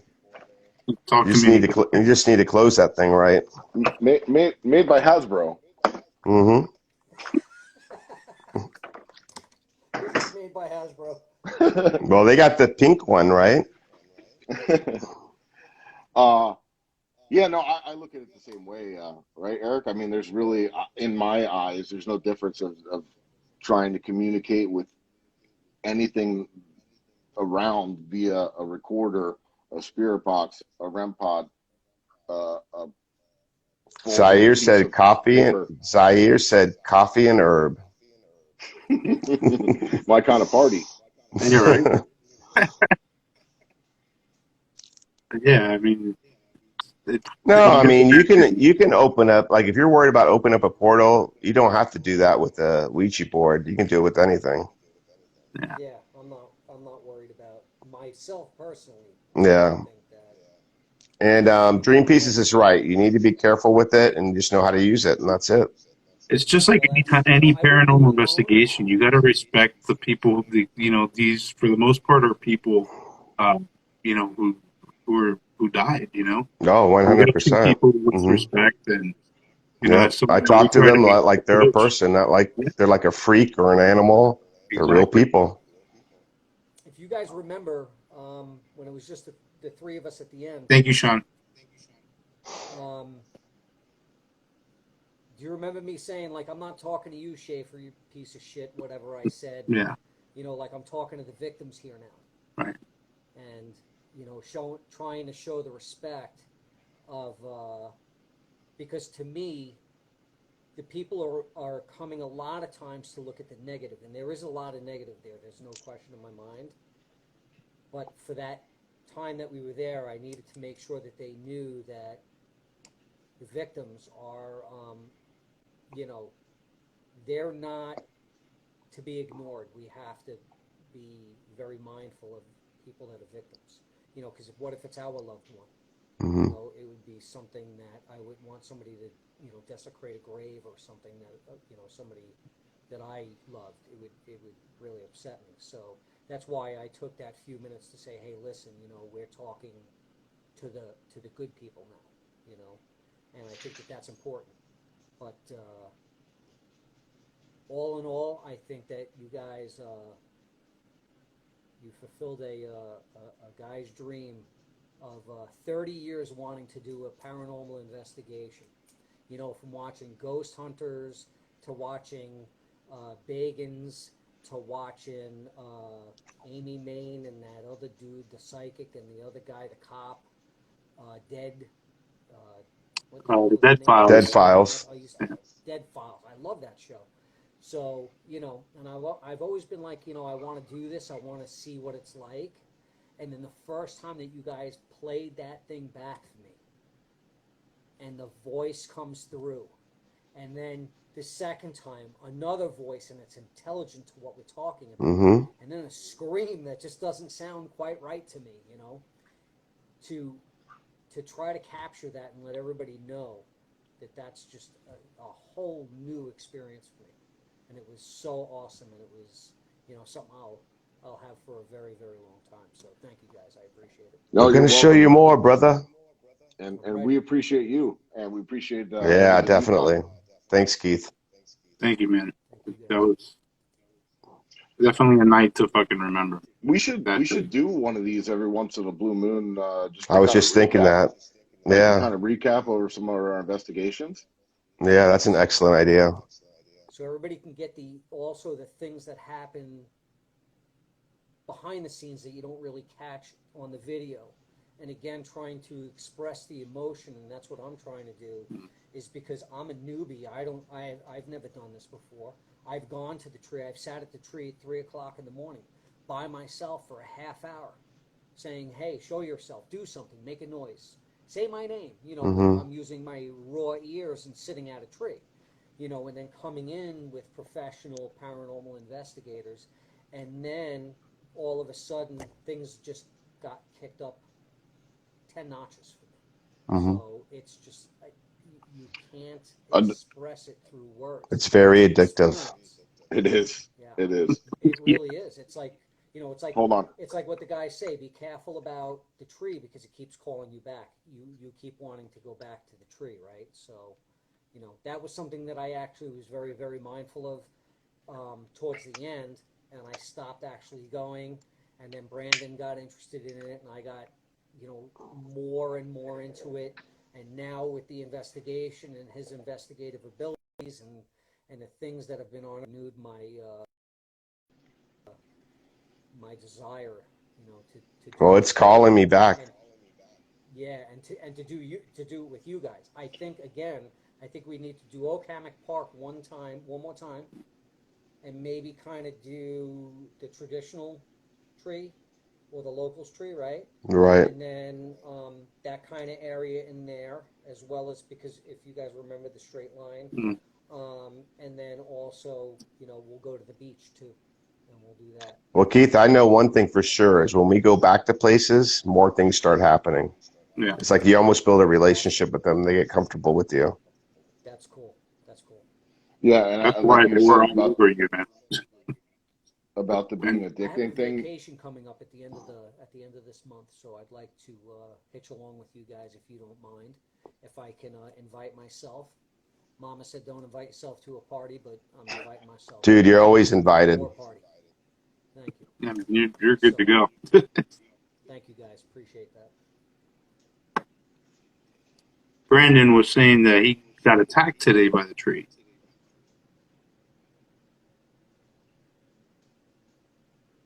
There's something clamped down on your head. I'm gonna let you guys meet Brandon, and Yeah, he'll come with us next time. yeah. I think that would add another layer to things that we experienced on the first go around. Yeah. Because again, I think he's you know, again, I'm an observer, and I was observing Jen, and I see certain things in Jen that I see in Brandon, and he sees things that and when I say see things, I'm not talking about with the physical eye, but he kind of has an intuition that I don't have. He gets visuals. I'm very caged, right? Like, you know, you say that you're, you know, it's almost like I try to make myself impenetrable. Yeah. And I don't know if it's true that you can, but that's the way I feel. Mm-hmm. And Brandon is more open than I am, and being that he's open, I feel that he's got a lot of sensitivity to him. So when we go, I think that he'll bring a really interesting aspect, especially being that he's not only been there with me, Mm-hmm. probably a half a dozen to a dozen times, probably more. I don't even know. He What was the out there by heck? himself. He was doing that before too. Yeah. Hey, Keith, real quick, it's like, you just got to work on opening your mind, because when I first got into this, it was just like you. I was watching Ghost Hunters and I wanted to go do this and see if this is the real deal. And I went into it with a skeptical mind, like I got to find an explanation for everything. I was so focused on the equipment. And then like in the past, like, I don't know, like 2 or 3 years, I've been like trying to open myself up, try to go in there and just like try to like close my eyes and feel the vibe. And when I do that, like more things start happening, and the stronger it gets. And like right now, like my intuition is pretty strong. Like I pretty much know where to go, and I can't explain it, but like what questions to ask, and then just things start happening. It's weird, but when you do it more often, you'll understand what I'm saying. It's hard to explain, and these guys understand Joe, too. Joe, tell Keith about when you guys were at uh, Memorial Gardens there. And you and Eric went? Oh, that was crazy. Oh, at Fern Hill. Yeah. Oh well, we had a couple good experiences there, but there was a moment. We were doing a live. It was me and Eric. We were trying to find a location where to set up and do our thing. And we're looking around, and Eric was like, "What about that over there?" And at the end, like in the back I corner, was like just the center drawn to it. corner, he was like, "Look, like, let's go back there. Let's go back there." And we get there, and there are these four identical tombstones, and they all have like an angel shape, and they have a bunch of little toys and a bunch of different things all over it, and There's a bunch of kids there that were four, died at the four same date. kids. So we're doing our live, and we believe we're making communication with at least one of the kids. The And they were capo, interacting with us with the devices. like constantly. We were there for what, 30 minutes, 40 minutes Yeah. doing it, and it was just constant until it And faded out. that's not the weird thing. No, the weird thing is coming up. That's so we finish up, we wrap up, we go to another location, we do our thing. The next day, Eric contacts me. He's like, "Hey, somebody like reached out to me. Like they made this comment saying that it's four kids that died in a car accident." And it's like, "Oh, that's weird." So I guess like, he reached out to her, and it was like, "Yeah, like they were, you're No, family members." the weird part was the person that reached out to me was a family member of those kids, and just a random follower of mine that just happened Oh my to To be be on my watching. live right when I was investigating that site, and she knew the kids. And the odds of that is How crazy is that? That's crazy. And she told me she felt comfort, like, I helped her, like she knows that, they're like in a good place and they're not suffering. And And you you could gotta like listen to sense that me. when we were getting the evidence on it. But how random, like some random follower happens to be on my live. I'm in this random location, and she knew the kids that were at that location that passed away. That's amazing. Crazy. That's amazing. That was wild. So if we could come up with a date, you guys want to let me know. Yeah, Let's do something Saturday. These two guys are doing a residential case, but I don't think it's going to last long. We can do something after. All right, just it, let me know. I'm in. it depends where that case is at. yeah. We don't have any information. I think it's in But West Palm somewhere. And I'm sure Brandon will be more so than happy to go. Keith, do you know that that's like the main reason a war party exists originally and still today? Eric, Yeah, that's our explain main. So, Warparty Paranormal, we're non for profit, and the purpose of our organization is helping people. We help people that have issues with the paranormal, because if you got something going on in your house or in your business, who are you going to call? You're not going to call the police, right? They call people like us, and we'll go out there and investigate it, and we won't charge a dime for it, and we'll help them with it. I mean, if there's something there, we'll cleanse it, and we've been successful at it. And we do all these events, we do all these TV shows that on network TV, only for the purpose of letting people know and getting the word out there what War Party does and how we help people. And that's what we're all about. Yeah, there's a lot of people that come up just with the events, you know, and it'll be like, they'll come up and it's like, you're gonna think I'm crazy, but, you know. Oh yeah, I get people that'll buy a ticket for an Yeah. event just so they can come and talk to us. Right, and see what we do. See if if we're professional, if Mhm. we're goofing around, and no, like Right. we go out. Let's Good night, Carol. when we And do you'll never ever see me like post any evidence or anything from a private Yeah, event. everything That's completely stays private. confidential. Yeah. We might Like, say we like don't- we're doing a residential or something like that, but we don't. Yeah, everything stays That's it. confidential. So Right. anyone that's out there that's listening and knows someone in South Florida that needs help, tell them to contact me, and we'll help them out. All right, one more question, guys, before, I guess that we're getting ready to wrap this up.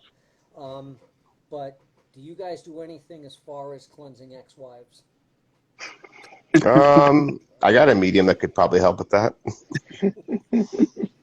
Wood chipper, perhaps? It was a joke. It was a joke. I didn't really do it. Well, actually, I think our friend Dream Pieces could help you with that. She's good at stuff like that. So Dream Pieces, send a message to Keith Rommel. He needs your help. You got my email. I said it about All right, guys. So, guys, you rock. Thank you very much. And I hope that if we're getting together this weekend, that would be amazing. Yeah, for sure. If not this weekend, we'll do something soon. Yeah. I'll keep in touch with you. So, Everybody, thank you. we thank you. Follow Keith at Keith Rommel. You can follow, if you're one of my followers, follow Eric. Ghost Hunter of South Florida. And Joe. And I'm Joe Hunts Ghost, because I do. I'm Florida Paranormal Researcher. And All we're right, part guys. of Warparty Paranormal. Mm-hmm. That was almost like we did Very that on purpose. professional team, guys. Look forward to seeing you guys again. All right. We'll talk soon. Good night, Thanks, everybody. guys. Thank you. Thanks, everybody, for watching. Bye. Thank you. See ya.